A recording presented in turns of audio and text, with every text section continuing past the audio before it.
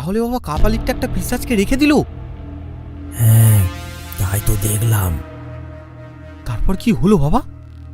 তারপর শোনো তবে। আমার গুরু ভূষণ বাবু আমায় মারা যাবার সময় সাধু সঙ্গ করতে বলে গিয়েছিলেন।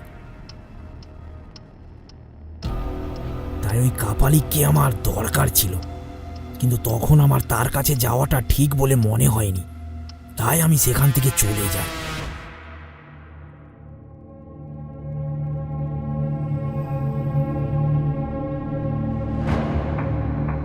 ঘুরে ঘুরে সাধু সঙ্গ করতে থাকি।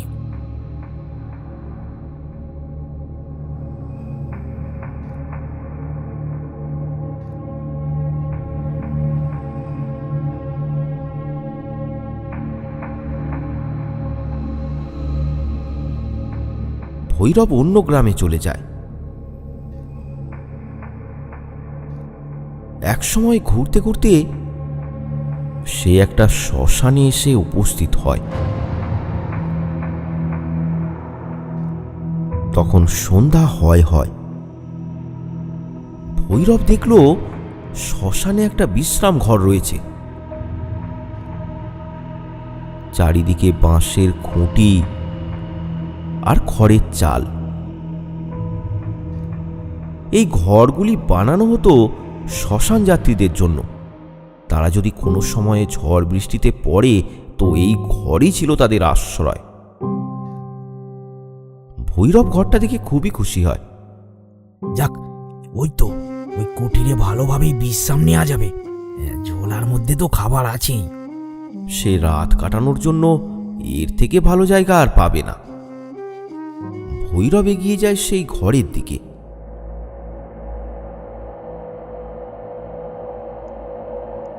জায়গাটায় পাতা আর নানান আবর্জনা পড়েছিল। ভৈরব পাতা দিয়ে একটা ঝাড়ু তৈরি করে জায়গাটা একটু পরিষ্কার করতে থাকে। দেখতে দেখতে রাত হয়েছে। ভৈরব বেরিয়ে পড়ে কিছু কাঠ জোগাড় করতে, কারণ এই ফাঁকা জায়গায় বন্য জীবজন্তুর ভরসা নেই, যে কোনো সময়ই তাকে আক্রমণ করতে পারে। কিন্তু আগুন জ্বললে তারা আর কাছে আসতে পারবে না। তাই ভৈরব কাঠ জোগাড় করছে। শ্মশানে অনেক পোড়া কাঠ পড়ে থাকে, সেগুলোই কুড়িয়ে আনলো ভৈরব।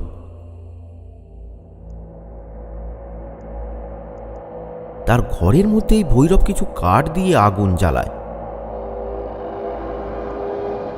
তারপর আগুনের পাশে বসে ভৈরব তার ঝোলা থেকে মুড়ির ঠোঙা বের করে খেতে থাকে।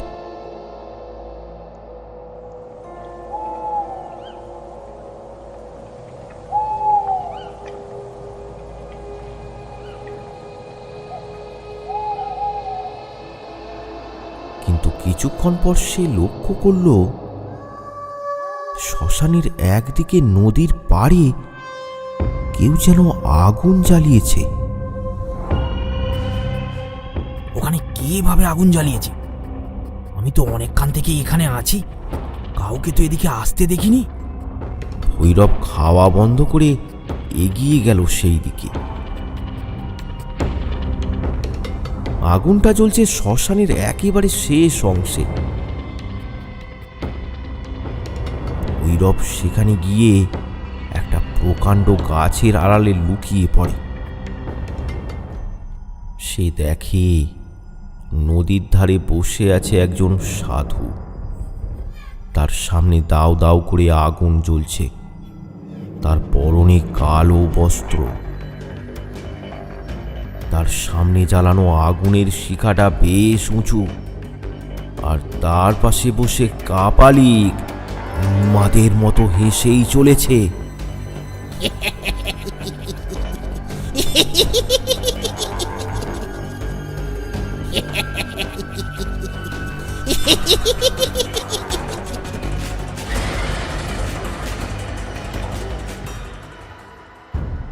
ভৈরব আড়াল থেকে তাকে দেখছিল। কাপালিক চোখ বন্ধ করে বিড়বিড় করছে।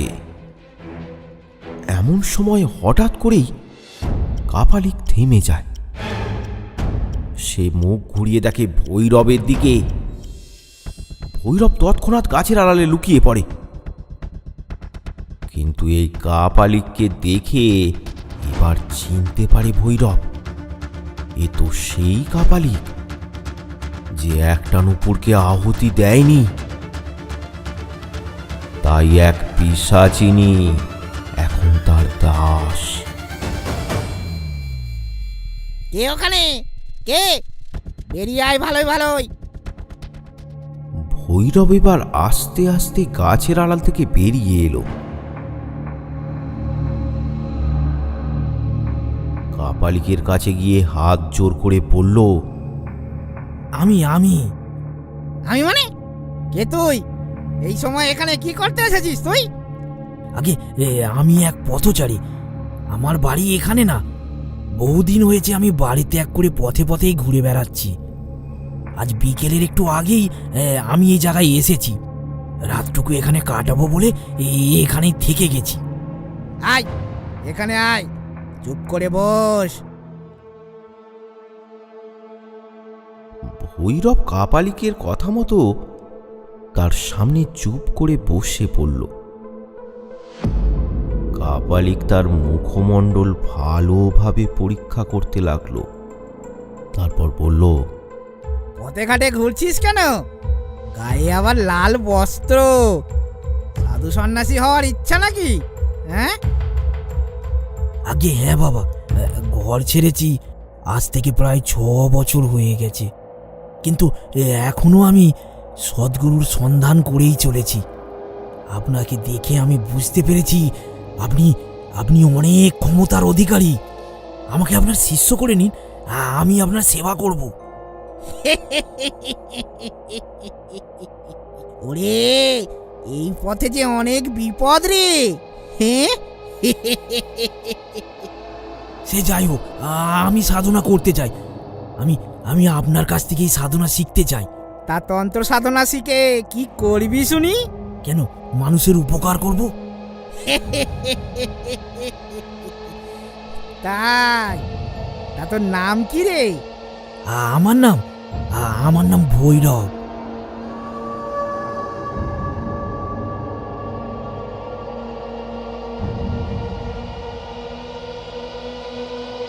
কিছুক্ষণ ভাবার পর কাপালিক ভৈরবকে তার শিষ্য হিসেবে কাছে রাখতে রাজি হলো। সারা রাত ভৈরবের সঙ্গে ওই তান্ত্রিকের বিভিন্ন আলোচনা চলতে লাগলো। এইভাবেই রাত কেটে গেল।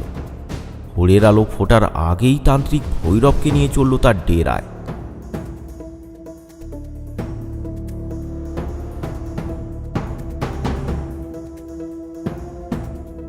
নদীর চর পেরিয়ে কিছুটা গিয়েই একটা ফাঁকা জায়গা, সেখানেই তান্ত্রিকের কুঁড়ে ঘর।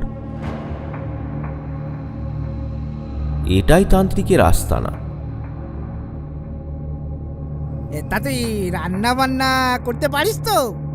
হ্যাঁ, আমি সব পারি। জ্বালানির কাঠও শেষ হয়ে গেছে। এদিক ওদিক থেকে কিছু কাঠ জোগাড় করে এনে ঘরের ভিতর হাঁড়িতে চাল ডাল রয়েছে, ওই উনানে ঝটপট কিছু বানিয়ে ফেলতো। পানীয় জলের জন্য ওই পাশের গ্রামে যেতে হবে, বুঝলি? ভৈরব তার কথা মতো কাজ শুরু করলো।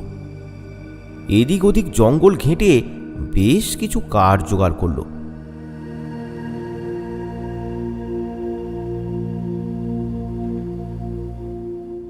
তারপর পানীয় জলের জন্য গ্রামে গিয়ে পৌঁছালো।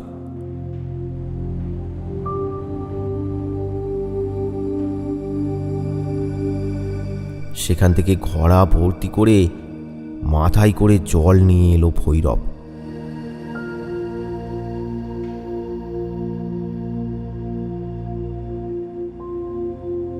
তারপর সে রান্নাবান্নার কাজ শুরু করলো। দুপুরে কলা পাতায় করে তান্ত্রিককে খাবার দিল সে। তারপর নিজেও খেয়ে নিল।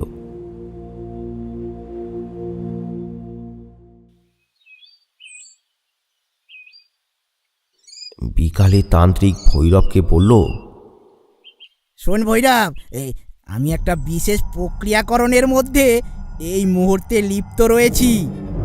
এই প্রক্রিয়া একদিনে হয় না, আমাকে বহুদিন তপস্যা করতে হয়েছে। সন্ধ্যা নামার আগেই আমাদেরকে ওই শ্মশানে পৌঁছাতে হবে, আর ওখানেই আমাকে আমার কার্য সম্পন্ন করতে হবে ধীরে ধীরে। আচ্ছা বাবা, আপনি যদি কিছু না মনে করেন, আমি একটা প্রশ্ন করব। কি প্রশ্ন? না মানে, এত সুন্দর নিরিবিলি আপনার এই ডেরা, অতি সুন্দরভাবে এখানে সাধনা করা যায়, তাহলে তাহলে শ্মশানে যাবার কি দরকার আছে? ওই সামনের ফাঁকা জায়গাটাতে সাধনা করলে হবে না? সবই হয়, কিন্তু শ্মশানে তন্ত্র সাধনা করার একটা অতীব মূল্যতা রয়েছে। তন্ত্র সাধনা করার জন্য শ্মশানের মতো উত্তম জায়গা এই সৃষ্টিতে আর কোথাও নেই।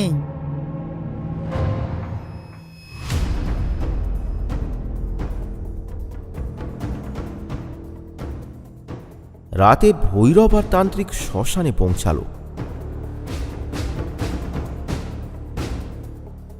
ভৈরব তার তন্ত্র সাধনার সব জোগাড় করে দিল, যেমন হোমের কাঠ জ্বালানো, আসন পাতা, আরো বিভিন্ন সরঞ্জাম সাজিয়ে দিল। তান্ত্রিক বাবা এবার আসনে বসল, আর ভৈরব কিছুটা দূরে বসে চুপ করে সবকিছু দেখতে লাগলো। প্রথমেই তান্ত্রিক তার ঝোলা থেকে কঙ্কালের মাথা বের করে সেটাকে মাটিতে রাখল। তারপর সেটার ওপর হাত রেখে চোখ বন্ধ করে বিড়বিড় করে মন্ত্র জপ শুরু করলো। এইভাবেই তান্ত্রিকের সাধনা চলতে লাগলো।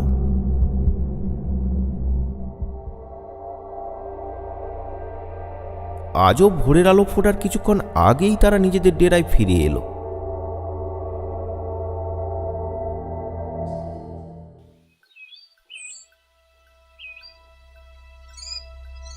এমন করে ৩-৪ দিন কেটে গেল।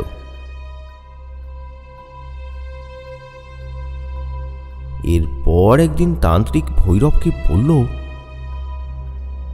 শোন ভৈরব, তোকে একটা শালিক পাখি জোগাড় করে আনতে হবে, পারবি তো? হ্যাঁ, জোগাড় করে দিতে পারবো। এ আর এমন কি বড় কাজ?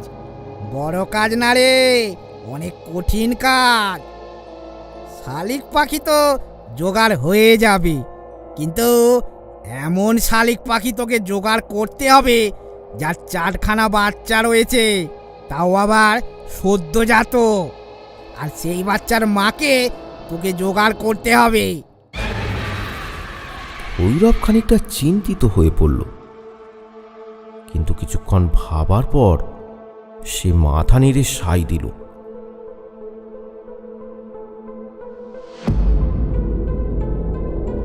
এমন শালিক পাখি জোগাড় করা খুব একটা সহজ ব্যাপার নয়। তাই ভৈরব এদিক ওদিক ঘুরতে লাগলো।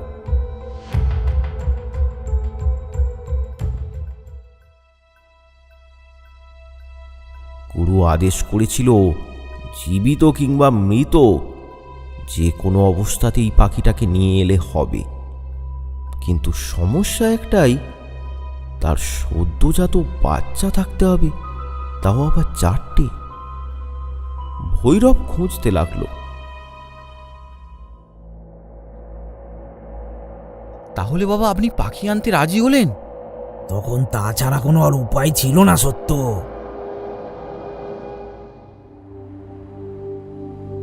একসময় ঘুরতে ঘুরতে ভৈরব পৌঁছালো একটা নদীর ধারে। তার পাড়ে অনেকগুলোই গাছ রয়েছে। ক্লান্তিবশত ভৈরব ঠিক করলো যে গাছের নিচে বসে কিছুটা জিরিয়ে নেবে।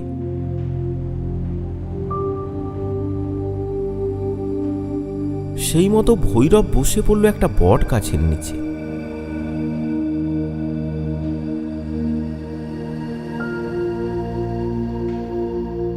একটু পরে তার ঘুম ভাঙল একজনের ডাকে। হ্যাঁ, আরে মনের সুখে ঘুমিয়ে নিচ্ছ যে? এমন অবেলায় কেউ ঘুমায় নাকি?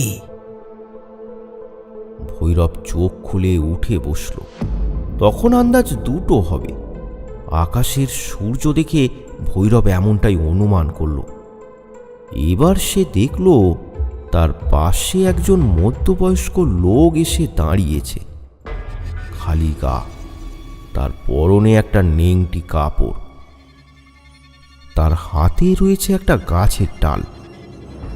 গায়ের রং কুচকুচে কালো, মাথায় কোঁকড়ানো কাঁচা পাকা চুল, মাথার মাঝখানে কিছুটা টাক। না মানে এখানে একটু বিশ্রাম করতে করতে ঘুমিয়ে পড়েছিলাম। তা পরনে তো দেখছি লাল বস্ত্র। তুমি কি সাধু বাবা নাকি? দেখি দেখি, মুখখানা একটু ভালো করে দেখি। লোকটা ভৈরবের মুখের দিকে বেশ কিছুক্ষণ তাকিয়েই রইল। তারপর বলল, তোমার ভবিষ্যৎ যে বড়ই উজ্জ্বল।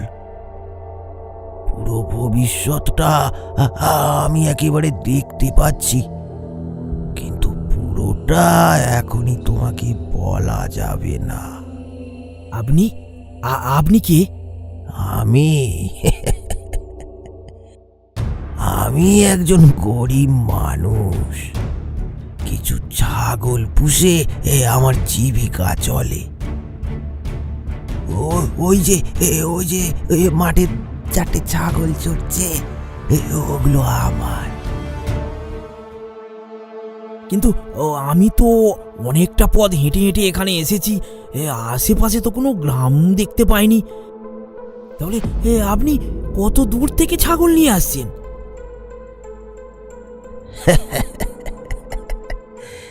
তোমার মনে তো দেখছি অনেক প্রশ্ন গো।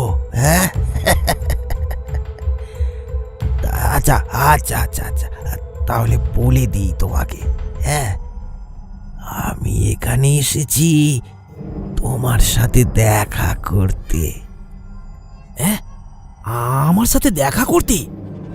হ্যাঁ, কে পাঠিয়েছে, কোথা থেকে এসেছি, এসবের উত্তর আমি তোমাকে দিতে পারবো না।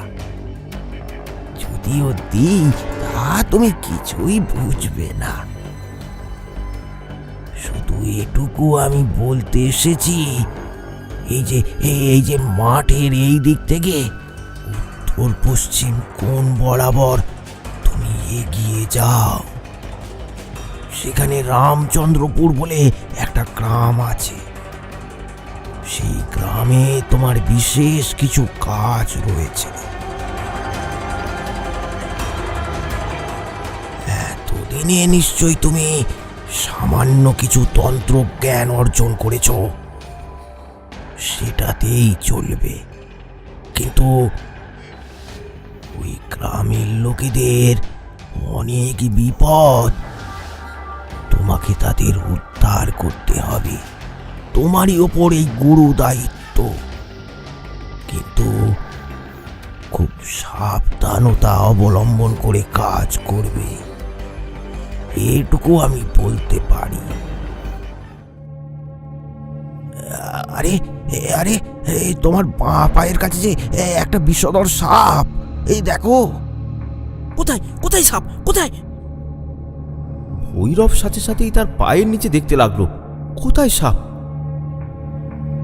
কিছুক্ষণ দেখার পরও কোথাও কোনো সাপ দেখতে পেল না ভৈরব। তারপর মাথা তুলে যখন সে দেখল,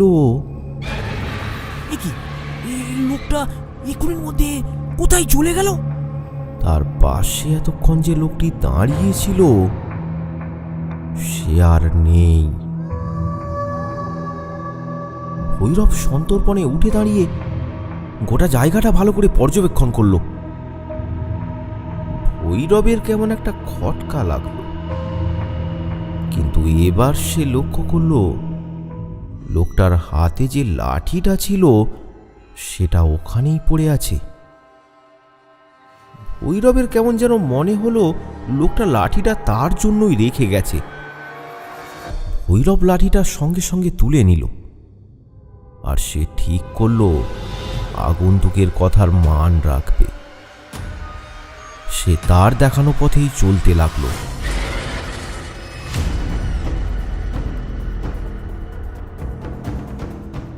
লাঠিটা হাতে নিয়ে মাঠ ঘাট পেরিয়ে ভৈরব চলতে লাগলো।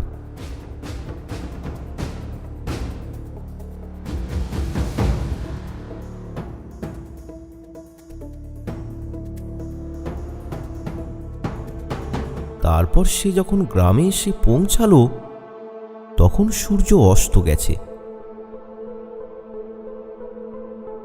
কি উদ্দেশ্যে যে তার এই গ্রামে আসা সে তো সেটা জানেই না। তাই সে ঠিক করল কোনো ক্রমে একটা গাছের নিচে রাতটা কাটাতে হবে। তাই সে একটা বড় গাছ থেকে তার নিচে আশ্রয় নিল।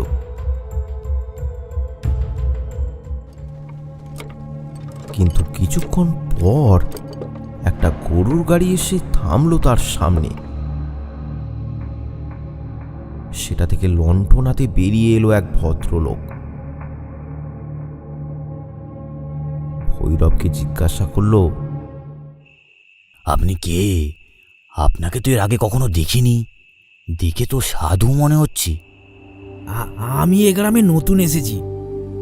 সারা রাত গাছের তলায় থাকলে যে আপনার অসুখ করতে পারে। না না, এই পথঘাটি আমার ঘর, আমার অভ্যাস আছে। না না, তা কেমন করে হয়? আমার নাম শশাঙ্ক রায়, আমি এই গ্রামের নায়েব। এই গ্রামের জমিদার দেবদত্ত মুখুর্জির বাড়িতেই আমার আশ্রয়। আর তাছাড়া আমাদের জমিদার বাড়িতে তো অতিথিশালা রয়েইছে।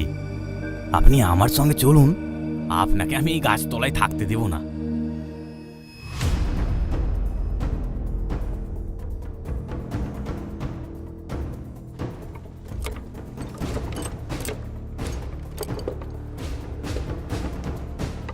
ভৈরব গরুর গাড়িতে চড়ে নায়েবের সঙ্গে জমিদার বাড়িতে চলে এলো।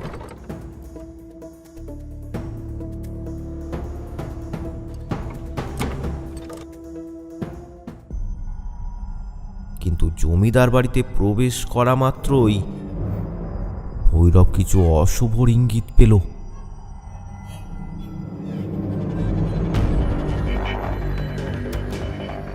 তন্ত্র সাধনায় যদিও সে খুব একটা প্রসিদ্ধ লাভ করতে পারেনি, কিন্তু একটু আধটু বিদ্যা সে ঠিকই অর্জন করেছে।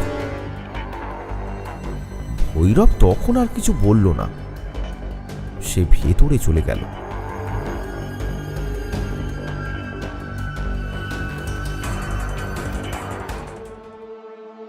রাতের ভোজন করতে নায়েব ভৈরবকে নিয়ে বসল। আমাদের জমিদার দেবদত্ত মুখুজ্জি খুবই ভালো মানুষ, কিন্তু হঠাৎই 3 মাস ধরে এক কঠিন অসুখে তিনি এখনো বিছানা সজ্জা। জানেন বাবা, এই বাড়িতে যেন কোনো অভিশাপ লেগেছে। কারো কারো কুনজর পড়েছে এই বাড়িতে। প্রথমে জমিদার মশাইয়ের এক ছেলে, তারপর এক মেয়েও চলে গেল অকালে। তারপর জমিদার গিন্নিও চলে গেলেন। এখন জমিদার মশাইও একই অবস্থা, কোনো ক্রমে শ্বাসটুকু চলছে।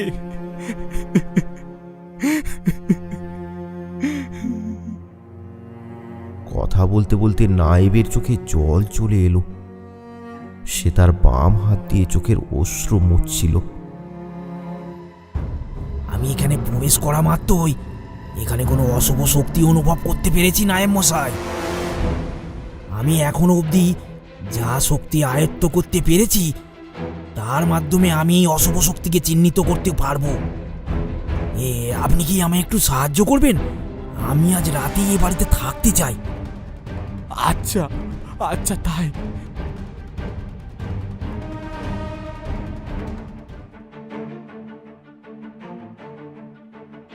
মধ্যরাতে নায়েব এবং ভৈরব দুজনে হোম করতে বসল। অগ্নিকুণ্ডের সামনে বসে ভৈরব চোখ বুজে মন্ত্র জপ শুরু করল। কিছুক্ষণের মধ্যেই ঘটল এক আশ্চর্য ঘটনা। চারিদিকে হাওয়া বইতে শুরু করলো, আর এরই মধ্যে আবির্ভাব হলো এক ভয়ঙ্কর নারী মূর্তির। তার মুখের দুপাশে ধারালো দাঁত, বড় একখানা জিভ লক লক করছে। এই যে পিশাচিনী, সে রাগে গর্জন করছে।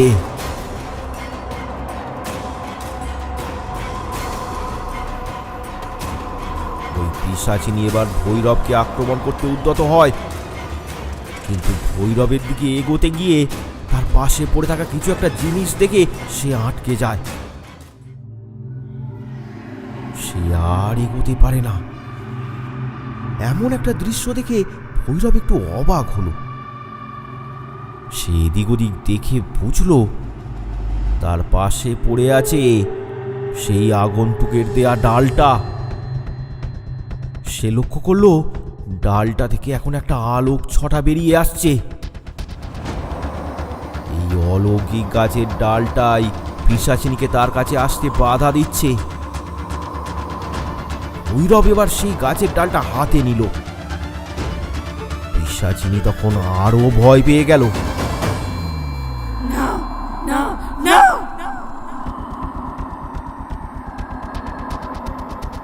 তুই কে? বল তুই কে? এ বাড়ির লোকেদের তুই ক্ষতি করছিস কেন? জমিদার দেবদত্ত মুখুর্জি তোর কি ক্ষতি করেছিল বল? বলছি বলছি বলছি, সব বলছি সব বলছি। আমি আমি রাজেশ্বরী, রাজবংশের মেয়ে ছিলাম আমি। আমরা আমরা দুই বোন ছিলাম। আমি আমি রাজেশ্বরী আর আমার বোন কঙ্কাবতী। আমরা দুই বোন ছিলাম রাজা হরিশ্চন্দ্রের রানী। রাজা হরিশ্চন্দ্র ছিল অত্যন্ত স্বার্থপর। সে আমাদের বাবার সম্পত্তির লোভে আমাদের দুই বোনকে বিয়ে করেছিল। একদিন সে আমাদের দুই বোনকে ঘরে বন্দি করে পুড়িয়ে মারলো, আর রাত পোড়া মৃতদেহগুলোকে মাটিতে পুঁতে দিল। তারপর থেকেই আমরা দুই বোন পিশাচিনী রূপ ধারণ করে ওই হরিশ্চন্দ্রকে ধ্বংস করতে শুরু করি। তখন কালীচরণ নামে ওই তান্ত্রিক এসে আমাদের বন্দি করে। কালীচরণ ছিল অত্যন্ত শক্তিশালী তান্ত্রিক। ও আমাদের কবর খুলে আমাদের মুক্তি দেয় না,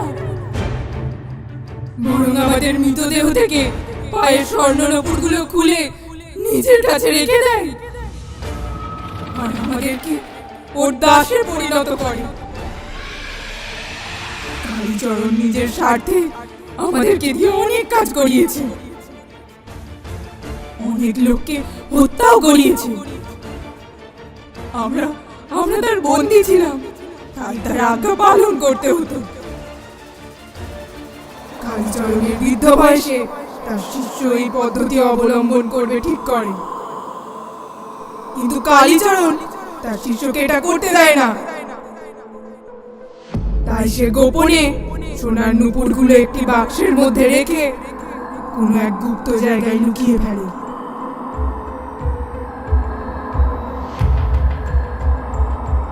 কালীচরণের মৃত্যুর পর তার শিষ্য তিলকনাথ ছলে বলে ঠিক ওই বাক্স খুঁজে বার করে।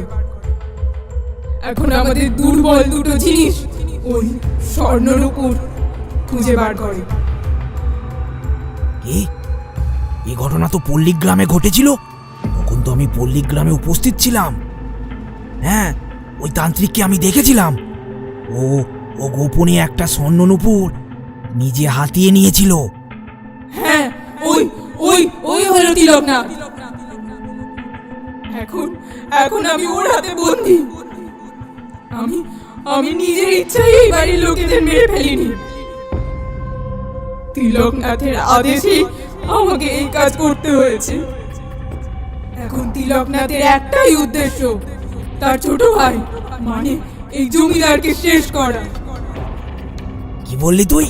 তার মানে ওই ত্রান্তিক তিলকনাথ দেবদত্ত মুখুর্জির দাদা? হ্যাঁ, তিলকনাথের আসল নাম শশধর, এই বাড়ির বড় ছেলে। কিন্তু তুই এই বাড়ির জমিদারের কোনো ক্ষতি করবি না। যদি করিস তাহলে আমি কিন্তু তোকে এই গাছের ডাল দিয়ে একেবারে ধ্বংস করে দেব। এই গাছের ডাল দিয়ে তুই আমাকে বিনাশ করতে পারবি না রে ভৈরব। এটা দিয়ে তুই আমার শক্তি কিছুটা কমিয়ে ফেলতে পারলেও আমাকে বিনাশ করতে পারবি না। তুই তুই আমাকে মুক্তি দে রে ভৈরব, তুই আমাকে মুক্তি দে। তিলকনাথের কাছে আমার ওই স্বর্ণের উপরে এখনো রয়েছে। যে কোনো উপায়ে ওটাকে একবার সরিয়ে ফেলতে পারলেই আমি তিলকনাথকে শেষ করে দেব। কিন্তু কিন্তু যতক্ষণ ওই স্বর্ণনুপুর তিলকনাথের কাছে আছে আমি যে কিছুই করতে পারবো না। ভৈরব ভালোভাবেই বুঝতে পারল যার হয়ে সে কাজ করছে সে মোটেও ভালো লোক নয়। তিলকনাথের ব্যাপারে জানার পর আমি নায়েব মশাইয়ের কাছে সব ব্যাপারটা জিজ্ঞাসা করে জানতে পেরেছিলাম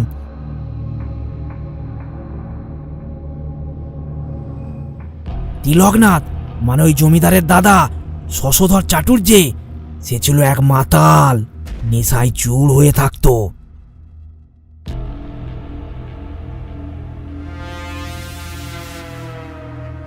শশধর সেই মেয়েটিকে অপহরণ করে তার সম্মানহানি করেছিল। তাই শশধরকে তার বাবা ত্যায্যপুত্র করে জমিদারি থেকে বহিষ্কৃত করে দেয়। তারপর কি হলো বাবা? তারপর শোনো তবে। নায়েব মশাইয়ের কাছে বিদায় নিয়ে ভৈরব বেরিয়ে পড়ল।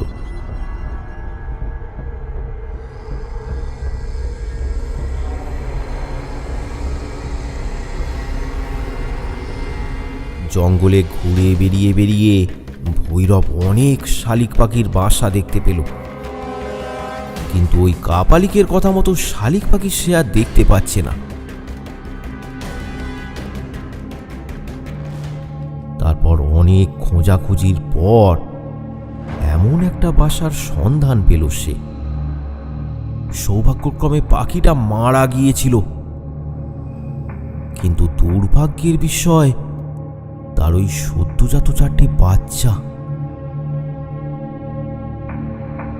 ভৈরব দেখলো আশেপাশে অনেক বাসা আছে, বাচ্চাগুলোকে যদি সেখানে দিয়ে আসা যায় তাহলে তাদের পরিচর্যা হবে।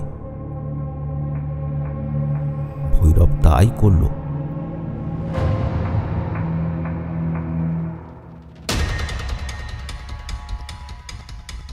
তারপর সে মরা মা পাখিটাকে নিয়ে চলল কাপালিকের কাছে।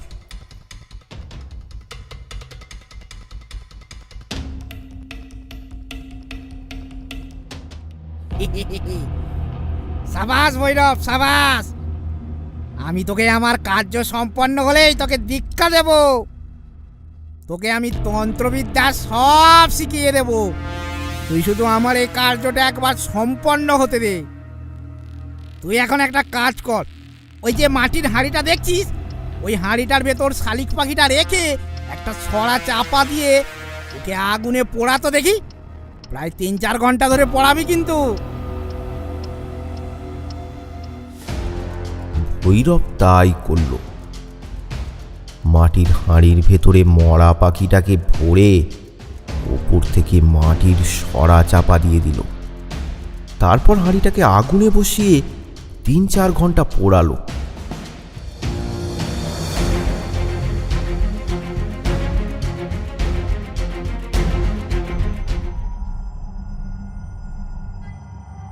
তারপর হাঁড়িটাকে নামিয়ে রাখলো কিছুক্ষণ ঠান্ডা হওয়ার জন্য। হাঁড়িটা ঠান্ডা হয়ে গেলে তার মুখ থেকে সরাটা সরিয়ে এসে দেখল পাখিটার দেহ পুড়ে একেবারে ছাই হয়ে গেছে। ভৈরব সেটাকে একটা কলা পাতার মধ্যে ঢেলে ফেলল। তারপর তান্ত্রিকের কাছে নিবেদন করল। গুরুদেব এবার সেই ছাইটা হাতে নিয়ে জ্বলন্ত হোমের আগুনের সামনে বসে বীজ মন্ত্র জপ করতে শুরু করলো।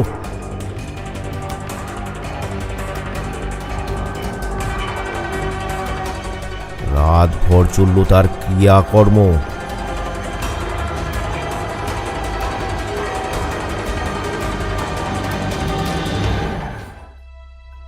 ভোর হওয়ার কিছুটা আগে তার প্রক্রিয়া শেষ হলো।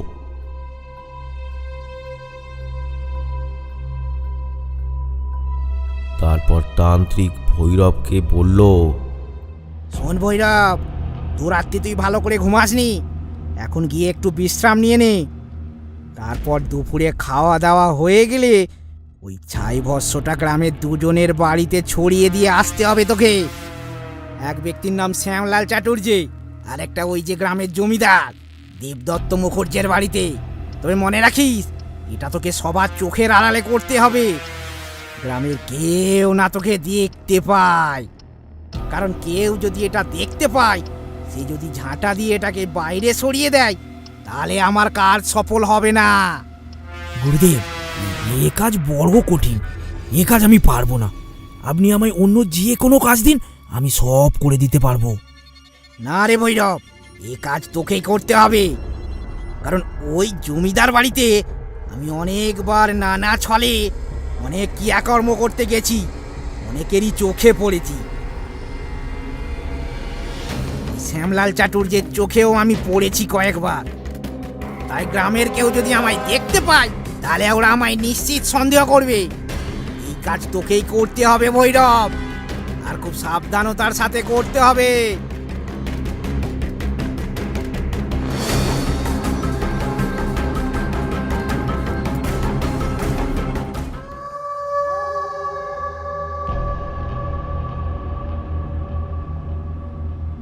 কিরে ভৈরব, কাজ ঠিকঠাক মতো করে এসেছিস তো? হ্যাঁ, আমি করে এসেছি। কোনো লোকজন তোকে দেখে ফেলেনি তো? না গুরুদেব, আমি খুব গোপনে কাজটা করেছি।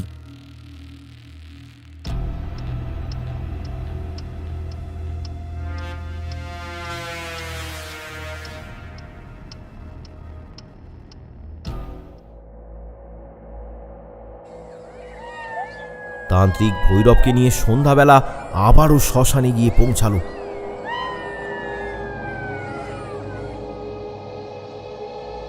তারপর হোমে বসলো। এর মধ্যে ভৈরব একটা প্রশ্ন করলো। আচ্ছা গুরুদেব, আমার মনে একটা প্রশ্ন এসেছে, যদি আপনি অভয় দেন তাহলে আমি প্রশ্ন করতে পারি? হ্যাঁ বল। আচ্ছা, আপনি এটা কি করতে চাইছেন, আমি একটু জানতে চাই। আমি যে এই কার্যটা করছি কেন তুই জানতে চাস? হ্যাঁ, তবে শোন, আমি আমার হাতের মুঠোয় বন্দি করে রেখেছি এক পিশাচিনীকে। তাকে আমি যাই আদেশ দেব, সে তাই করবে। ওই যে জমিদার বাড়িতে আমি তোকে ছাই ভস্যটা রেখে আসতে বলেছি, কেন শুনবি? তবে শোন, ওই জমিদার বাড়ির বড় ছেলে ছিলাম আমি। হ্যাঁ, ওই দেবদত্ত মুখুর্জি আমার ছোট ভাই। আমার বাবা ছিল হীরালাল মুখুর্জি। এখন যে দেবদত্ত মুখুর্জি জমিদারির ওপর জাঁকিয়ে বসেছে, ওর আসল মালিক হলাম আমি। হ্যাঁ আমি। জানিস, আমি এই গ্রামের একটা মেয়েকে খুব ভালোবাসতাম, কিন্তু ওই মেয়েটি একদিন আমায় গোপনে ডেকে মিথ্যা অপবাদে ফাঁসালো। আমি নাকি ওর সম্মান নেওয়ার চেষ্টা করেছি। আমার বাবা হীরালাল মুখুর্জি তখন ওই গ্রামের সবার কথা শুনে আমায় অপদস্থ করে ত্যায্যপুত্র করলো। পরে আমি জানতে পেরেছিলাম এসবের পেছনে আমার ছোট ভাইয়ের হাত রয়েছে। আমি ওর বংশকে নির্বংশ করে দেব। ও তপস্যা করে আমি অনেক শক্তি পেয়েছি। আর তোকে যে ওই ছাই ভস্যটা শ্যামলাল চাটুর্যের বাড়িতে ফেলে আসতে বলেছিলাম, সেই শ্যামলাল চাটুর্যে কে জানিস? ওই শ্যামলাল চাটুর্যে ছিল আমার সেই প্রেমিকার বাবা।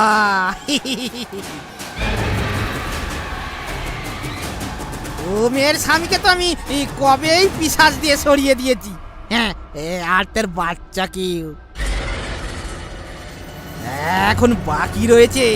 শ্যামলাল চাটুর্যে আর তার মেয়ে। জমিদার দেবদত্ত মুখুজ্জের ছেলে মেয়েকেও আমি মেরে ফেলেছি।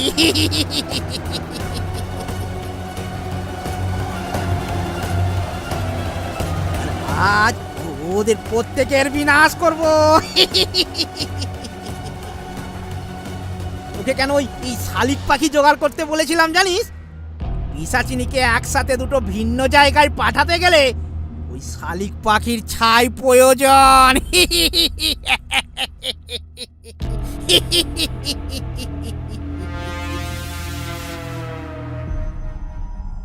কথাগুলো বলে তান্ত্রিক হোম শুরু করলো, কিন্তু ভৈরব তার কথাগুলো শুনে মনে মনে হাসে।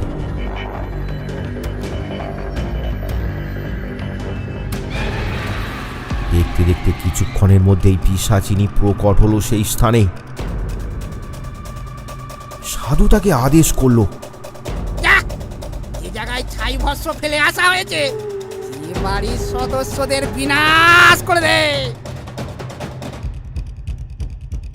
কিন্তু পিশাচিনী চুপ, একই স্থানে দাঁড়িয়ে রয়েছে সে। তান্ত্রিকের আদেশ না মানায় সে রুষ্ট হয়ে তাকে আবার জিজ্ঞাসা করলো, কি ব্যাপার, তুই এখনো এখানে দাঁড়িয়ে রয়েছিস? ওকে যে আমি হুকুম করলাম, মানে শুনতে পাস না? পিশাচিনী এবার অট্টহাসি আসতে শুরু করলো।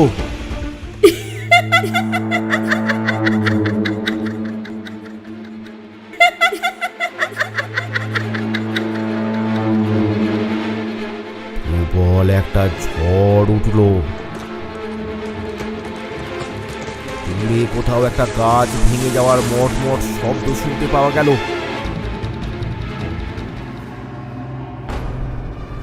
পিশাচিনী আবার বলে উঠলো, এতদিন তুই আমাকে বন্দি করে আমাকে দিয়ে অনেক কাজ করিয়েছিস, আজই তোর শেষ দিন। তোর এত বড় সাহস, তুই আমার মুখের উপর কথা বলিস?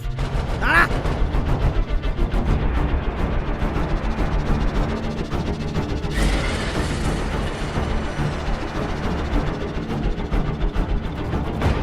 ভৈরব, তাড়াতাড়ি ঝোলাটা আমায় দে, তাড়াতাড়ি দে, নইলে আমাদের দুজনেরই বিপদ।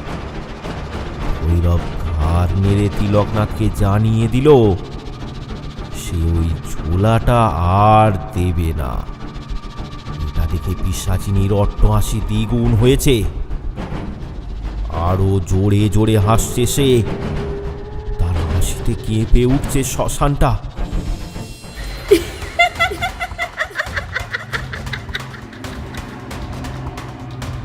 তার মানে ভৈরব, তুই এই ছাই ভস্মগুলো ওদের বাড়িতে রেখে আসিসনি? সেটা আমি ওই নদীর জলে ভাসিয়ে দিয়েছি। ভৈরব, তুই আমার সাথে বিশ্বাসঘাতকতা করলি, তোর কোনোদিন ভালো হবে না। আমার ভালো আমি বুঝে নেব গুরুদেব, কিন্তু আপনার মতো নিকৃষ্ট শয়তানের এ জগতে বাঁচার কোনো অধিকার নেই। এবার ওই পিশাচিনী এগিয়ে আসে তিলকনাথের দিকে। একটা কালো ছায়া গ্রাস করে তিলকনাথকে। চিৎকার করতে থাকে তিলকনাথ, আর তার পরক্ষণেই একটা মড়মড় করে শব্দ হয়।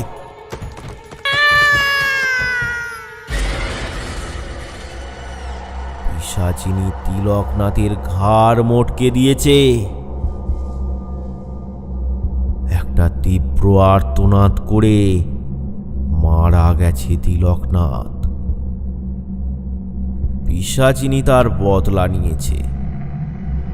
এবার সে মনে মনে ভাবছে যে ভৈরবের থেকে কোনোভাবে ওই ঝোলাটা হাতিয়ে নিতে পারলে তাকে ধ্বংস করার মতো আর কোনো ক্ষমতা থাকবে না। সে তখন অমর হয়ে যাবে। তাই সে এবার এগিয়ে যায় ভৈরবের দিকে।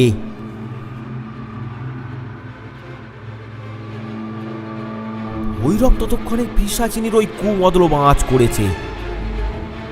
তৎক্ষণাৎ ভৈরব ঝোলা থেকে স্বর্ণ নুপুরটা বের করে ছুঁড়ে দেয় হোমের আগুনে। সাথে সাথে সে এক বিকট চিৎকার। ধীরে ধীরে পিশাচিনী মিলিয়ে যেতে থাকে হাওয়ায়।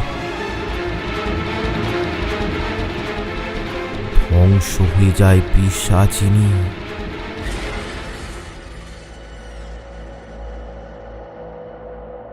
বুঝতে পারলাম যে ওই কাপালিকটা খারাপ কাজ করেছিল, সব বুঝলাম, কিন্তু ওই লোকটা কে ছিল যে আপনাকে ওই চমৎকারী গাছের ডালটা দিয়েছিল? আর সেই চমৎকারী ডালটাই বা কোথায় গেল? সেটা আমি নিজেই কোথায় হারিয়ে ফেলেছি, তার খুঁজে পাইনি সত্য। আর সেই আগন্তুক লোকটি বা কে ছিল সেটা আমি আজও বুঝতে পারিনি। তবে তিনি যে কোনো অলৌকিক ব্যক্তি ছিলেন তা আমি বুঝতে পেরেছিলাম। কি সত্য, এবার বুঝতে পারলে? হ্যাঁ, সবই বুঝতে পারলাম। জয় ভৈরব বাবার জয়, জয় ভৈরব বাবার জয়। আরও ভয়ানক গল্প পেতে আমাদের চ্যানেলটি সাবস্ক্রাইব করুন আর কমেন্ট করে জানাতে ভুলবেন না গল্পটি কেমন লাগলো। কমেন্ট করে পাশে থাকুন বাংলা কার্টুন হাব।